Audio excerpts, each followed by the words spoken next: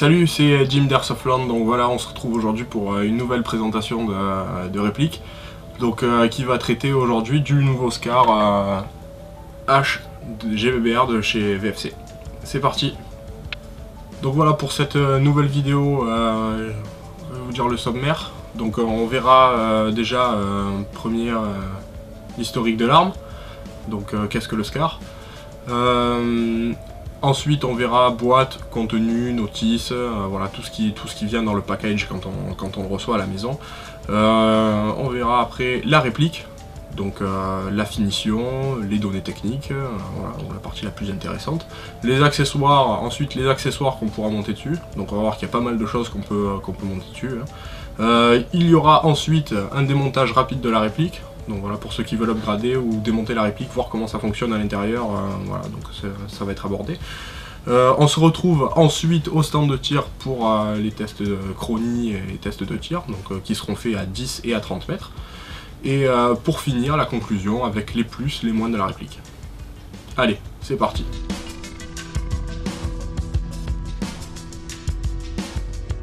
Donc voilà, on va commencer cette vidéo par l'historique de l'arme en elle-même. Alors, qu'est-ce que le SCAR?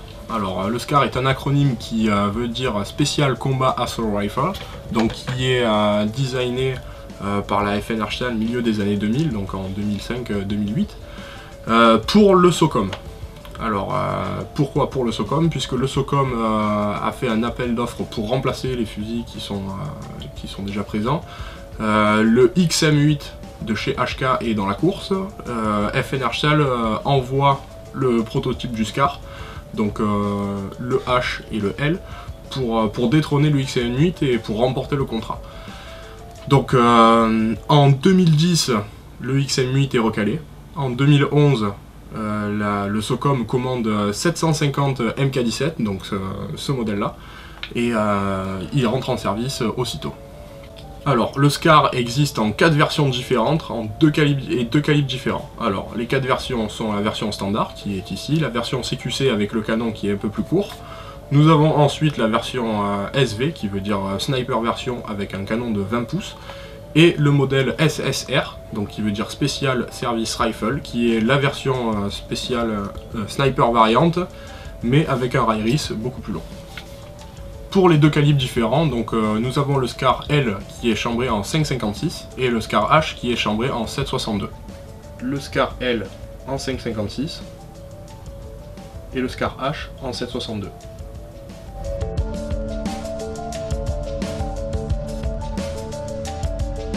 Voilà pour l'historique de l'arme. Donc maintenant on s'attaque à la prochaine partie, la boîte. Alors la boîte, donc la voici. C'est une boîte standard cartonnée, hein, donc on peut voir le logo de la FN qui est juste ici, le logo de Cybergun parce que oui c'est une réplique qui est distribuée par Cybergun.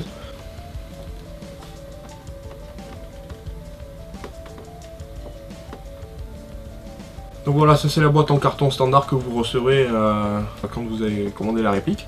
Donc on peut voir que les spécificités de la réplique sont inscrites sur la boîte là, juste en bas, hein. Elles sont en 3 langues, hein. Vous avez de l'anglais, du français et de l'italien. Donc voilà, donc là pour le souci de traduction il n'y a aucun souci. Vous avez sur le côté le code barre avec la référence de la réplique, donc il va pouvoir permettre de différencier si la réplique est noire ou tan. Voilà, donc ça c'est pour l'aspect extérieur de la boîte. On va voir maintenant ce qu'il y a à l'intérieur. Donc voilà, à l'intérieur de la boîte, on voit que c'est une simple coque plastique qui a été thermoformée, avec la réplique emballée soigneusement dans un papier plastique. Vous avez la notice avec un bébé loader, donc ça c'est pas mal, hein. On a le bébé loader qui est fourni. Par contre, on n'a pas de tige de débourrage. Et bon, la réplique est bien calée, mais bon, ça fait un peu peur quand même. Donc bien sûr, le chargeur est livré avec la réplique.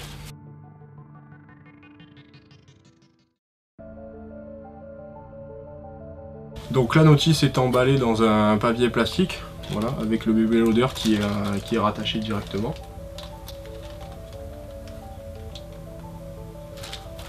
Donc on va voir un peu plus en détail la notice. Alors c'est une notice basique hein, qui va vous expliquer les différentes fonctions de la réplique, comment la charger, comment l'entretenir. Donc la notice est traduite en 3 langues différentes.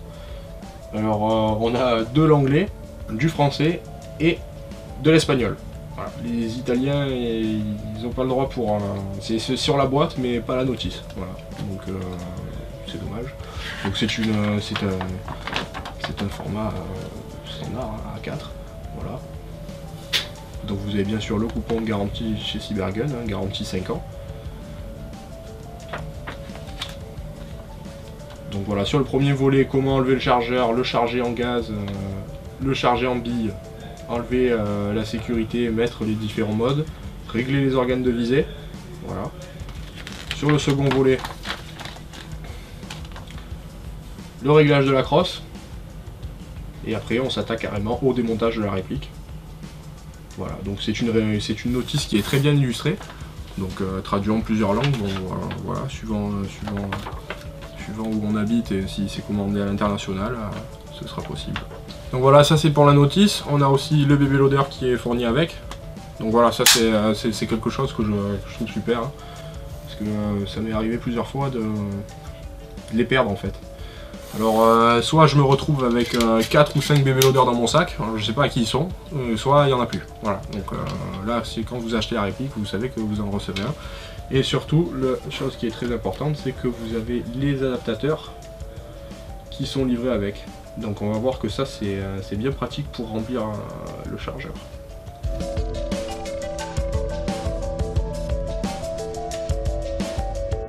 La réplique en elle-même maintenant. Donc c'est une réplique qui est fabriquée par VFC, hein, qui fonctionne à gaz. Donc comme on peut le voir, c'est joli, ça fait du bruit et ça kick bien. Donc fonctionnement à gaz. Donc étant donné que c'est un SCAR, on a plusieurs tailles, voilà, parce que la crosse est rabattable. Hein.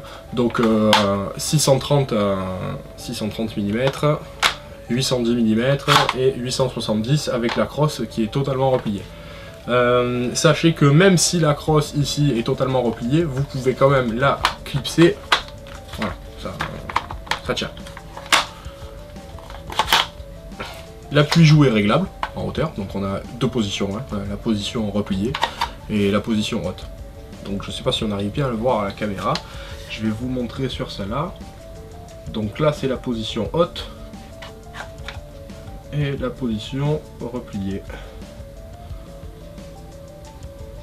Pour le poids de la réplique, donc c'est une réplique qui pèse 2,7 kg, donc 2,7 kg en état de fonctionnement, hein, donc ça veut dire qu'on a les billes et le gaz à l'intérieur du chargeur. Ça varie pas trop, mais bon, c'est toujours ça de qui. Le chargeur qui peut contenir 22 billes. Voilà, donc il va falloir faire attention. Là, ça va être du semi uniquement, parce que 22 billes, je peux vous assurer que ça part très vite. Pour les différents modes de tir, donc on a le mode safe, le mode semi,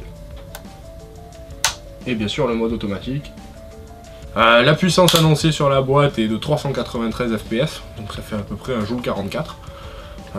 Donc voilà, donc ça on verra après au test chronie comment il s'en sort. Les marquages de la réplique. Donc là on va aborder le thème de la finition, comment VFC s'est débrouillé pour que ça ressemble à quelque chose.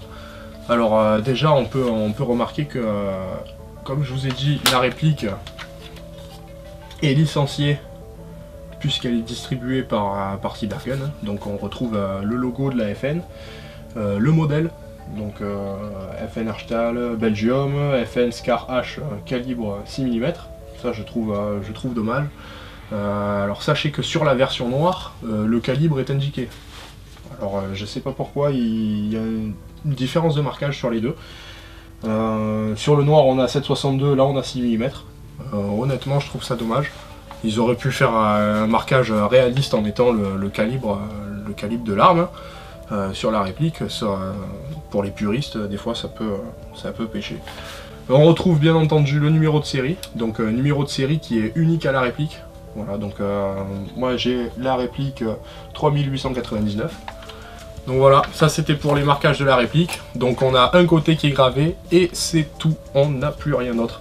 Donc on peut voir que la réplique, à part ces marquages là, bien sûr je ne compte pas les marquages du sélecteur, hein, qui eux sont habituels. Voilà, on n'a plus rien. Voilà, donc je vais vous montrer l'autre côté, le côté culasse, vide de toute inscription. Passons maintenant aux finitions de la réplique. Donc il faut savoir que à l'origine, ce SCAR est destiné à l'entraînement militaire. Donc on est exactement sur les mêmes caractéristiques que le vrai. On a une crosse en polymère, un lower en polymère aussi pareil, et un upper qui est entièrement usiné dans la même masse en aluminium. Donc vraiment le poids de la réplique se fait ressentir, la qualité est vraiment impressionnante. Totalement bluffé par les qualités de la réplique. Les moulures sont à peine visibles. On a un cache-flamme en acier, un water barrel en acier, le bloc gaz en aluminium. Honnêtement, VFC pour ce coup-là, chapeau.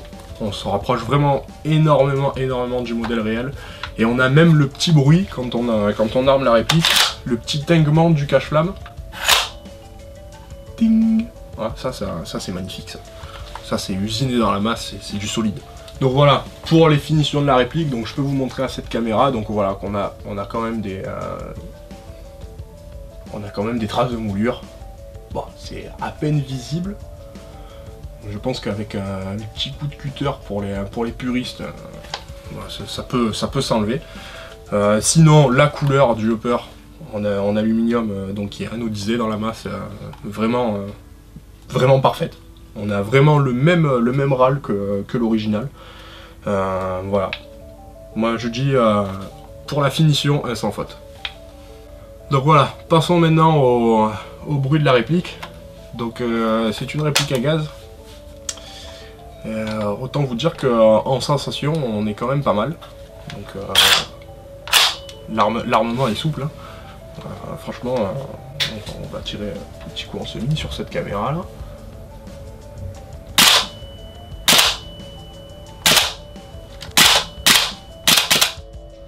Donc voilà.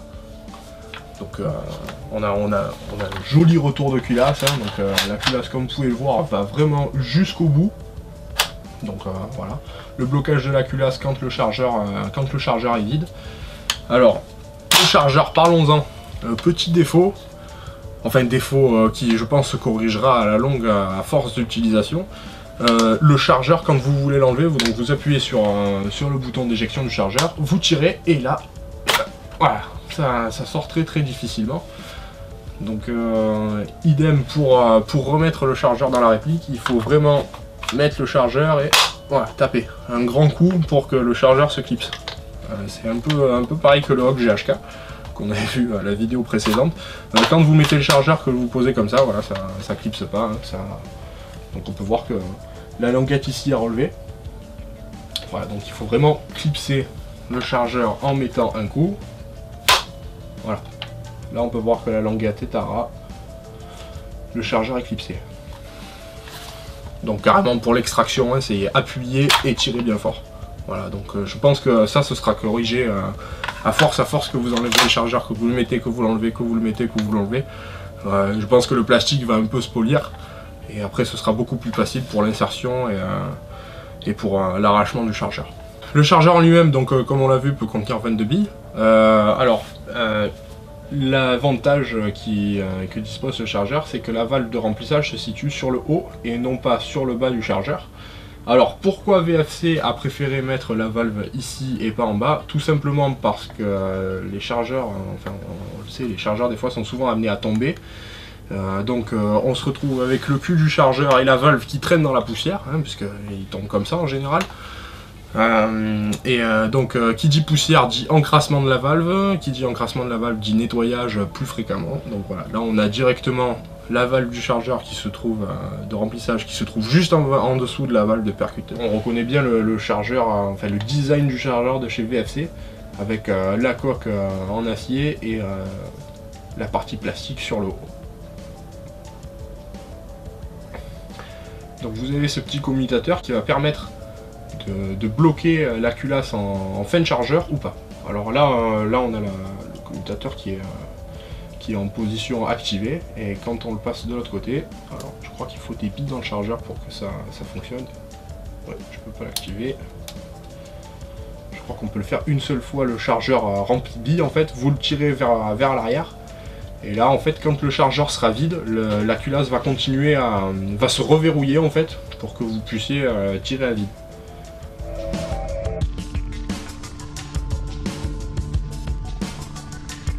Voilà pour les répliques en elles-mêmes. Donc passons maintenant aux accessoires. Alors comme vous le voyez, il y a des rails de partout. Donc on a vraiment un très très grand rail, un Pika qui est sur le dessus de la réplique. On en a 1, 2, 3 sur l'autre côté et 4 en dessous. Donc ce qui va pouvoir nous permettre de mettre un système de visée additionnel. Alors en système de visée on peut vraiment tout mettre dessus, hein, du moment que c'est en standard Picatinny, ça passe. Sur le côté laser, lampe, caméra, handpec, j'en passe et des meilleurs. Donc on peut voir qu'on peut le mettre des deux côtés, hein. Donc, parce qu'on a un rail de ce côté là et de l'autre côté. Et pour le dessous, alors là c'est l'apothéose, hein. Poignée, lampe aussi, pareil. Laser, lance-grenade. Donc il y a un lance-grenade spécial qui existe pour le Scar, hein, qui s'appelle le GLM, qui vient se fixer directement sur le rail. Et alors là par exemple, là c'est un truc de fou, on a un monstre. Voilà, ça ressemble à ça. C'est énorme. Ça tire des grenades de 40 mm. Donc on a vraiment une réplique qui double de volume, voilà, avec la détente qui est directement accessible avec le majeur.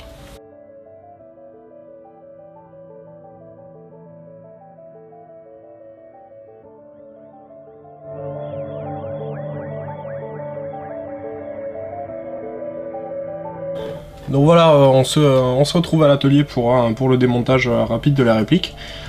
Donc bien sûr toujours avec des outils simples, hein. Donc on a un marteau, une pince, 2 chasse-goupilles et 2 clés Allen.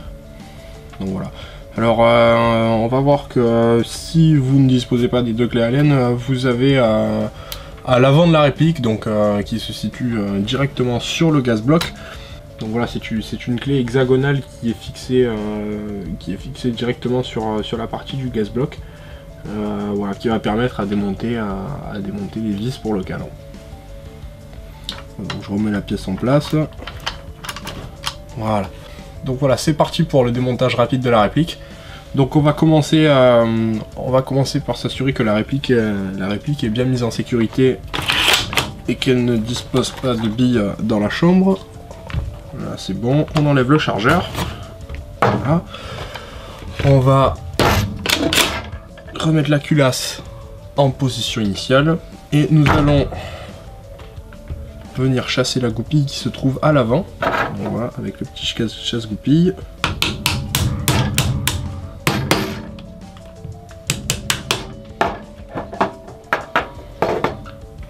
Voilà. On vient l'enlever. Alors c'est neuf, c'est très très dur. Je vais m'aider dessus là. Voilà.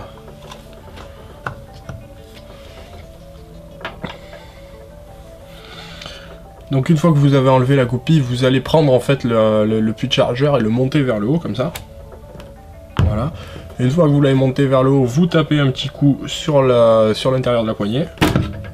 Et voilà, on a le lower qui est séparé du upper. Donc on peut voir vraiment que le mécanisme interne est parfaitement reproduit.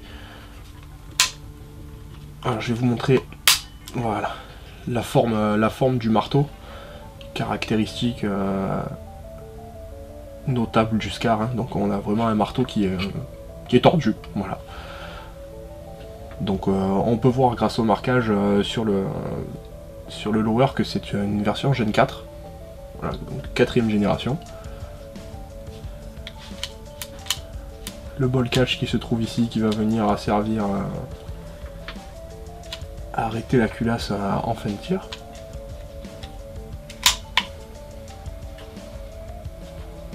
Donc on note bien le sélecteur ambidextre. Voilà. Donc ça c'est pour le lower. Maintenant nous allons séparer la crosse du châssis en aluminium, donc du upper. Donc pour ça il va falloir forcer légèrement. Parce qu'en fait, la crosse en fait vient s'enchasser sur la partie en se montant comme ça. Donc il va falloir bien tenir la réplique fermement et venir taper sur le haut de l'appui-joue. Voilà, par petit coup, voilà. Donc la crosse est séparée. Donc la crosse, voilà, hein, comme on l'a vu, réglable, plusieurs positions. Donc je sais pas si c'est la même crosse que le modèle AEG que VFC fabrique. Bon, à première vue, elle y ressemble comme deux gouttes d'eau. Hein. C'est pareil, on a même le cache qui vient se démonter de la même façon en chassant la goupille. Voilà. Donc voilà pour la crosse. On va s'attaquer au démontage donc, du upper en lui-même. Alors, vous venez à l'intérieur prendre la tige guide avec le ressort. Donc voilà. Vous venez juste tirer vers l'arrière. À l'intérieur, vous avez, donc vous allez le voir à celle-ci, que vous avez une cale, donc voilà, que vous allez venir mettre pour la faire coïncider avec les deux creux. Vous venez la sortir. Donc ça, c'est le limitateur de la culasse en fait. Ça va permettre au levier d'armement en lui-même, qui est situé ici, de ne pas venir taper et endommager l'éclipse pour venir le sortir par la suite. Donc voilà, une fois que vous avez sorti le limitateur, vous venez tirer la culasse complètement en arrière. Voilà. Vous venez faire coïncider le levier d'armement et le trou que vous avez juste ici. Vous tirez. Voilà, le levier d'armement qui sort. Donc bien sûr, hein, comme sur tous les SCAR, c'est un levier d'armement qui est ambidextre. Voilà, donc le levier d'armement est enlevé. Vous penchez. Le bloc culasse.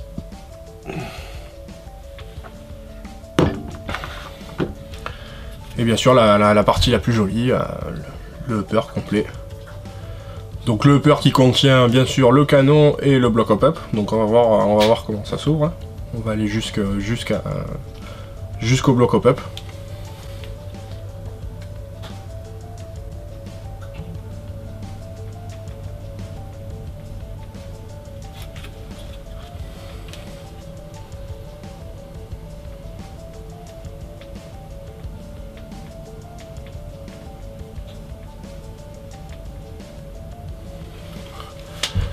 Donc voilà, donc pour sortir le bloc hop-up du upper, donc on va voir que c'est relativement facile. Hein. Alors, vous avez deux vis qui se situent ici. Donc on va dévisser celle-ci et la même de l'autre côté. Donc c'est les vis qui sont le plus proche de l'extrémité du bout où il y a la crosse. Voilà. Donc on prend la petite clé Allen. Alors c'est pas celle-là, on va se servir bien sûr, comme je vous le remontre encore une fois, parce que moi je trouve ça absolument génial quand il y a des outils intégrés à la réplique. Vous venez tourner l'empreinte gaz, vous tirez, et là hop, c'est magique, vous avez la clé Allen, donc c'est une clé Torx, qui va servir au démontage. Voilà.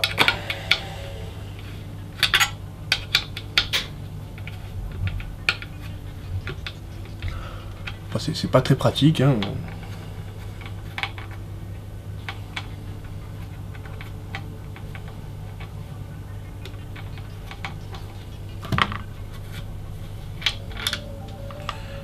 Voilà, une vis, on va faire pareil pour la deuxième de l'autre côté.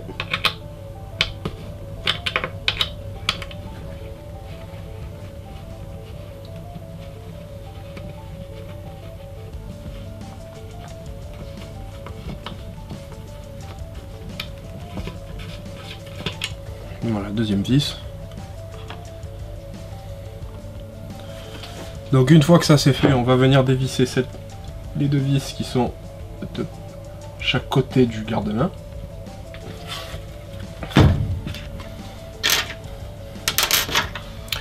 Donc voilà, avec une clé Allen. Oh, tard, c'est bien serré. Ça prouve que ça bougera pas. Voilà.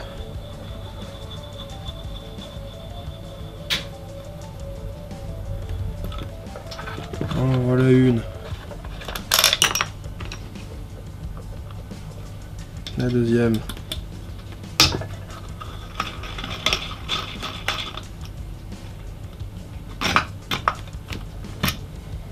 Voilà la deuxième.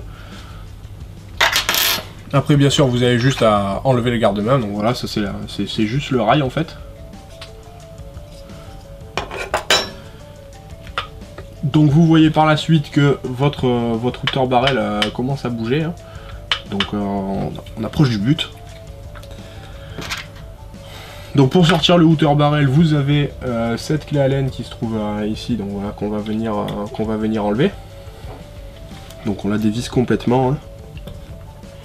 Et là en fait on va vraiment désolidariser le routeur barrel du bloc hop-up.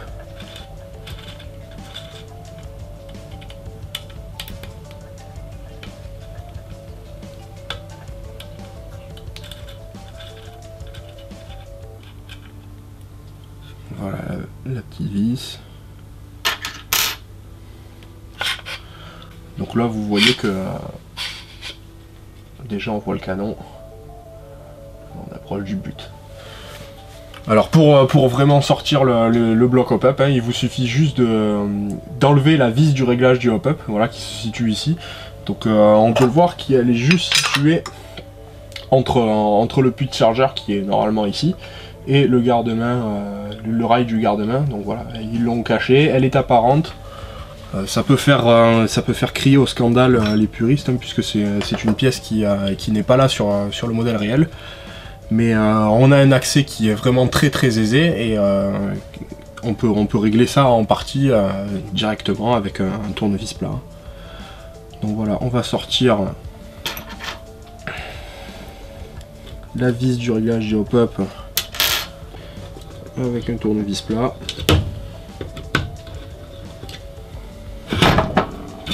Voilà, donc ça c'est la vis de réglage du hop-up, hein. On peut voir que c'est une vis qui est un peu spécifique, elle dispose d'un joint à la base. Voilà, pour pouvoir empêcher le dérèglement, les dérèglements intempestifs.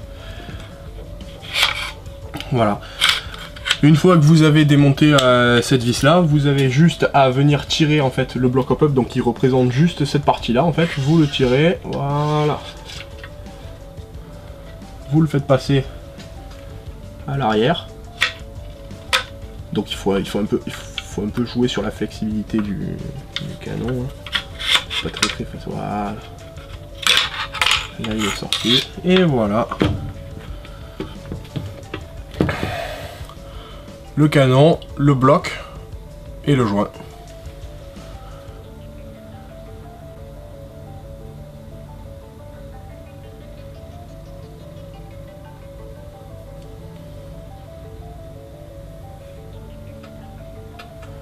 Donc voilà, c'est un canon qui est relativement petit par la taille, hein. À vue de nez, je pense qu'il doit faire environ 360 mm. Donc voilà, on voit le réglage du hop-up qui est vraiment qui se fait par ici. Donc c'est un trou qui est taraudé, qui va venir en fait appuyer sur tout le bloc que vous voyez qui est autour là, pour venir appuyer ensuite sur le bucking. Voilà, donc je sais pas si on arrive bien à voir l'effet du hop-up. On va dire que d'origine c'est pas un effet qui est vraiment très transcendant, hein. On a vraiment quelque chose de léger. Le mieux, ce que je vous conseille, c'est de directement changer le joint hop-up et le canon. Parce que c'est vraiment... Enfin, je sais pas, ça fait... Le canon a vraiment un usinage qui laisse à désirer quand même. On voit qu'il y a des marques, le canon est griffé sur le dessus. Je sais pas, je trouve ça... ils ont dû mettre des pièces un peu à la va-vite pour sortir la réplique plus vite, mais bon, je trouve pas ça très esthétique. Et les perfs, je sais pas si ça va en découler quoi. Donc voilà, on a démonté la partie du upper. Alors si vous voulez vraiment aller plus loin pour sortir le routeur barrel, hein, vous avez juste à dévisser en fait les vis qui sont de chaque côté. Voilà. Et tirer le routeur barrel vers l'avant. Vous allez avoir accès vraiment à un routeur barrel entier. Un routeur barrel en acier quand même. Donc ça rajoute du poids à la réplique, la texture est vraiment très bien. Voilà. Bon, encore une fois, moi je dis bravo à VFC pour la qualité de la réplique en elle-même, hein. On est vraiment sur des matériaux qui ne font absolument pas cheap. On est sur de l'aluminium, de l'acier, les plastiques ils font pas de toc. C'est du vrai polymère quoi, ça a l'air solide. C'est pas une réplique que je pense qu'on va casser à la première utilisation en faisant une chute ou quoi que ce soit. Donc voilà, une fois qu'on a démonté le upper, on peut s'attaquer à la culasse. Alors la culasse, donc on peut voir que VFC graisse déjà les répliques d'origine, ça c'est un point positif, hein, parce que comparé à certaines marques qui laissent leur réplique totalement sèche, voilà, donc ça c'est bien. On peut voir que le nozzle vraiment il y a une loupe course qui est vraiment très grande, c'est assez impressionnant. Voilà, nozzle plastique, hein, on n'a pas le droit à un nozzle aluminium pour cette réplique là. Vous pouvez voir aussi que le nozzle a un amorti. Voilà. Alors, quand la culasse est verrouillée, le nozzle est rentré à fond. Et donc quand la culasse arrive en butée, en fait, ça va vraiment amortir la culasse. Voilà, ça c'est un joli point à souligner. Alors on peut voir aussi que même VFC est allé très loin dans la finition, puisqu'on voit ici les cannelures pour le verrouillage de la culasse sur l'arme réelle. Donc ils sont allés vraiment jusque là, aller chercher le détail. Donc, voilà, donc ici théoriquement on a une grosse goupille en fait qui va pouvoir qui fixe la tête rotative de la culasse à l'intérieur du boîtier. Donc voilà. Alors pour démonter le nozzle, alors je sais pas si vous allez réussir à voir, je vais vous montrer avec ça. Vous avez en fait 3 vis de chaque côté, ici, ici et ici. Voilà. Alors j'ai pas réussi à j'arrive pas à les dévisser. J'ai l'impression qu'ils ont mis du frein filé. Donc voilà, si vous voulez démonter, enlever le nozzle, faites très attention parce que les vis sont vraiment serrées très fort et ce serait très dommage de les foirer. En tout cas, tout ce que je peux vous dire, c'est que si vous voulez faire un graissage, vous avez un accès au cul de la culasse. Donc il suffit juste de dévisser en fait cette partie avec une pince, avec 2 petits pics comme ça. Voilà, donc vous venez rentrer la pince à l'intérieur et vous avez juste à dévisser. Donc là aussi c'est serré bien fort quand même. On n'a pas fait les choses à moitié.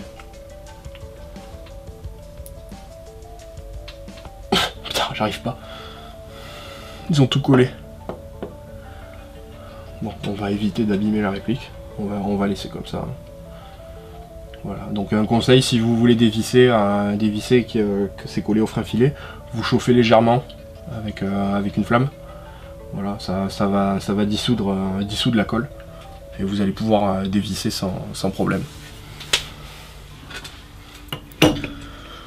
Voilà, donc notre réplique est pratiquement totalement démontée, hein, donc on n'ira pas plus loin pour cette fois-ci. Je ne m'attaquerai pas au démontage du bloc détente. Donc voilà, on va remonter, on va faire la séquence en accéléré.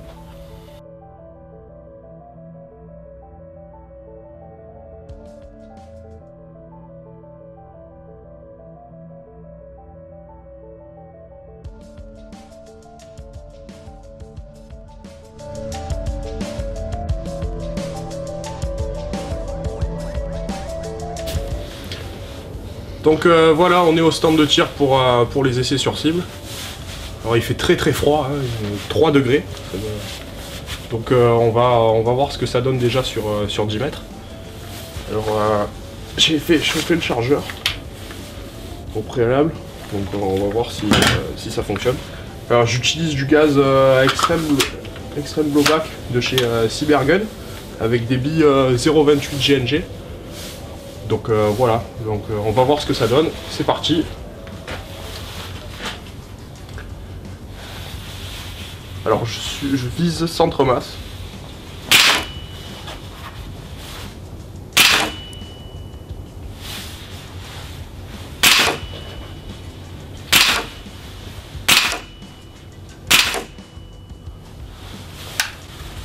Voilà, donc on va aller voir ce que ça donne. Et c'est pas très joli. Et voilà l'écart maximal qu'on a. Donc point visé ici. On voit qu'il y a vraiment une grosse dispersion. Je sais pas si c'est dû au froid ou quoi. On va réessayer en visée ouverte. On va voir ce que ça donne. Et après, si c'est concluant, on passera sur 30 mètres pour voir un peu la dispersion. Bon, là, on voit déjà que c'est pas joli. Allez, go! Donc voilà, on va essayer avec les organes de visée mécanique, à 10 mètres toujours, hein, on va essayer de mettre au moins dans le carré blanc. C'est parti.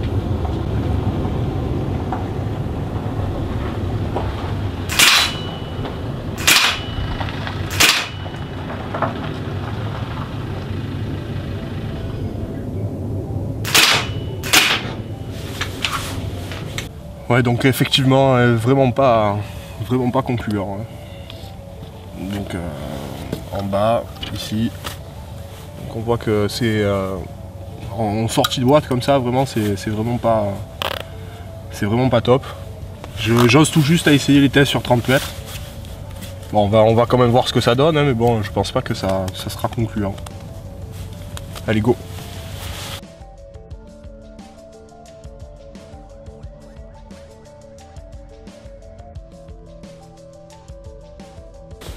Bon, c'est parti pour le test à 30 mètres.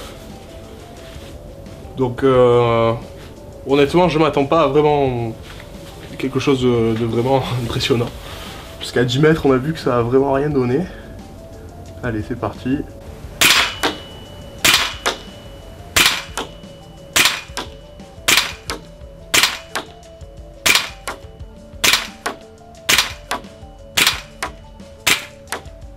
Donc voilà, 30 mètres.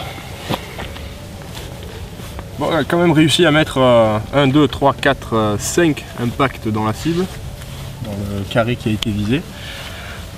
Après 2 chargeurs. Donc, alors au début, quand j'ai commencé à tirer, j'ai eu des billes qui sont arrivées tout en haut de la cible, là-haut. Il y en a une qui est dans le canon. Enfin bon, voilà, on voit qu'à 30 mètres, le groupement est plutôt... il est mieux qu'à 10 mètres. Hein, parce qu'on voit quand même que ça garde en fait l'écartement. Bon, je pense que si vous voulez upgrader, un bon joint hop-up et un bon canon de précision, ça ferait que du bien. Voilà. Donc réplique out of the box, précision vraiment pas très correcte.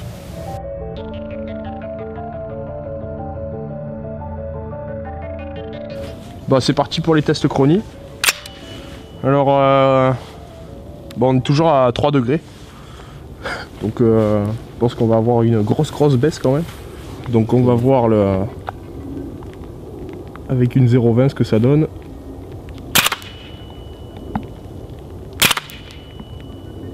« 341 » 110, ouais, c'est pas mal. 344 349 352 et allez un dernier 337. Bon, la réplique est annoncée normalement à 393 fps, donc ça fait à peu près 1 joule 4. Bon, on peut voir qu'avec la fraîcheur, il y a vraiment une baisse. Bon, on reste quand même relativement stable, hein, mis à part le 110, mais ça je crois que c'est parce que ça a tiré 2 billes. Voilà, donc environ dans les 348 fps.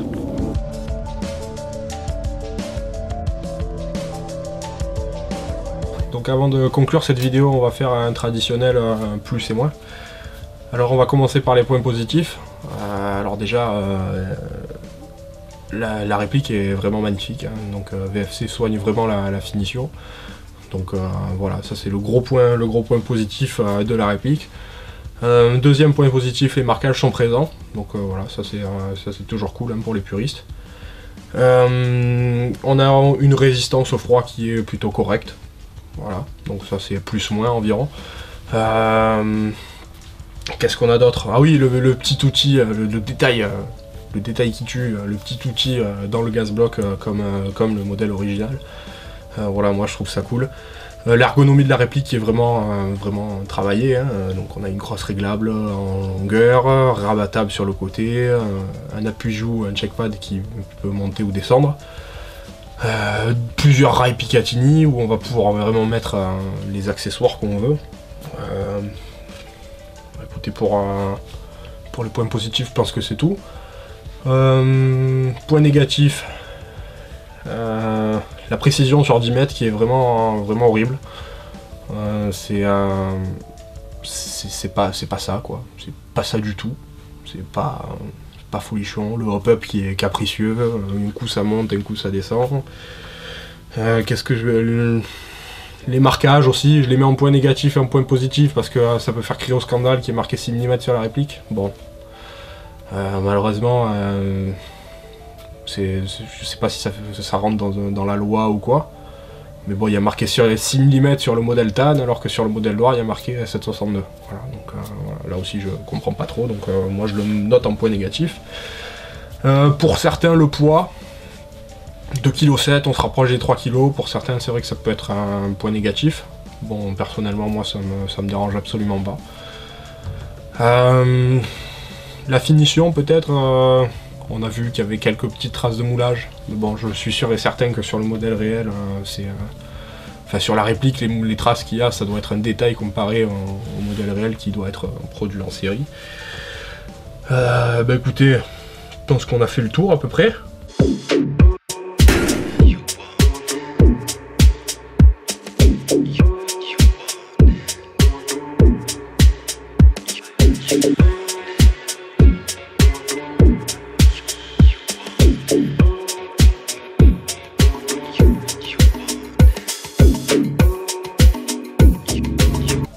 Je voudrais vraiment remercier l'équipe de Cybergun qui m'a gentiment donné les répliques, donc le tan et le noir, pour pouvoir faire cette vidéo justement.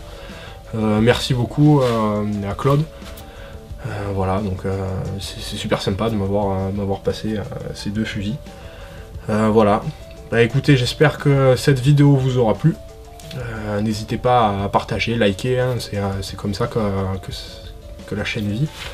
Donc voilà, n'hésitez pas à poser vos questions sur Facebook, en commentaire, ou quoi que ce soit. Et on se retrouve le mois prochain pour une nouvelle review. Allez, à plus, ciao.